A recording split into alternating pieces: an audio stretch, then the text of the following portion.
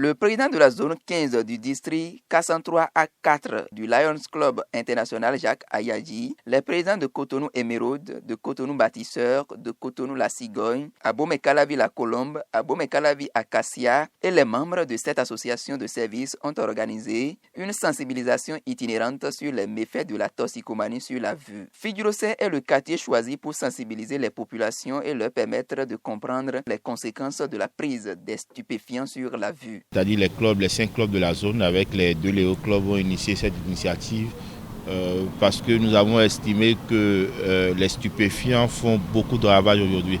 Et quand vous faites un tour dans les centres, dans les hôpitaux ophtalmologiques, vous constatez qu'il y a beaucoup de jeunes qui ont des problèmes visuels.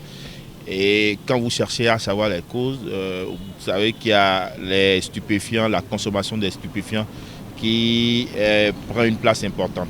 Alors nous avons décidé de sensibiliser ces jeunes-là et de leur dire que la consommation de ces stupéfiants a un impact négatif sur la vue.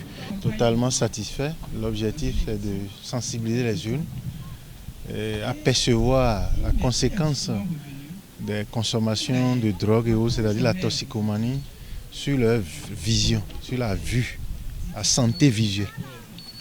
Et après la marche itinérante ou la sensibilisation itinérante, nous sommes venus sur le campus, là où il y a un maximum de jeunes de toutes les couches d'âge juvénile.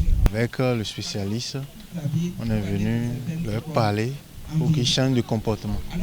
Et ils se sont intéressés, vu les interventions, les questions qui continuent encore d'ailleurs. Ils sont vraiment satisfaits. Cécité et toxicomanie, c'est le thème de la communication qui a été donné ensuite à l'université d'Abomey Calavi pour permettre à la jeunesse estudiantine de toucher du doigt les conséquences de la toxicomanie. Le principal communicateur nous en parle. Les conséquences de cette consommation de drogue ne sont plus à présenter. Les conséquences au niveau sanitaire, les conséquences au niveau social, les conséquences au niveau économique, les conséquences au niveau politique.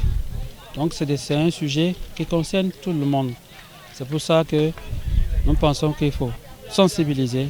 Pour le président de la zone 15, le gouverneur Philippe Johnson peut compter sur ses clubs pour l'atteinte de ses objectifs. J'ai encouragé les clubs dont j'ai la charge à privilégier les œuvres communes. Donc l'œuvre sur la toxicomanie des 5 clubs, on a voulu faire ça, on a voulu faire de cette œuvre une œuvre commune. Les 5 clubs sont là. Je suis venu voir avec mes yeux de PZ comment ils se mettent ensemble pour atteindre les objectifs du Lance Club. Mes impressions sont très bonnes. Je les ai vus très mobilisés et je pense que si ces clubs continuent de la sorte, le gouverneur Philippe Johnson aura des raisons d'être de satisfaction de la zone 15 et c'est tout mon souhait. Au thème de la communication riche en enseignements, les participants se prononcent.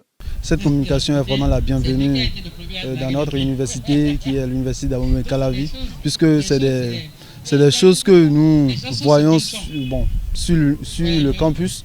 Donc, pour sensibiliser une grande masse des étudiants dans notre université, il va falloir que les organisateurs s'associent avec les organisations estudiantines et aussi avec les bureaux d'union d'entités. La consommation de ces produits-là nuit gravement à la santé, ce que nous les jeunes nous ignorons.